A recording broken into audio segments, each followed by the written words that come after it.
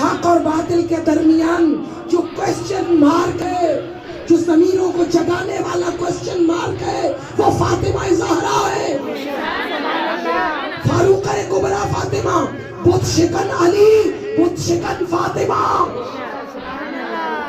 آپ علی مولا کی بت شکنی کے قصیدے پڑھتے ہیں، معلوم ہونا چاہیے پہلی دین کی بت شکن فاطمہ ہے۔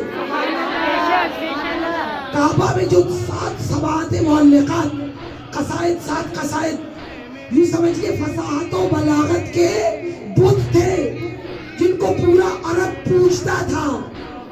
کعبہ کی دیوار پہ لگے ہوئے یہ 7 قصائد معلقات سبعہ فصاحت و بلاغت کے بت تھے جو پوجے جاتے تھے۔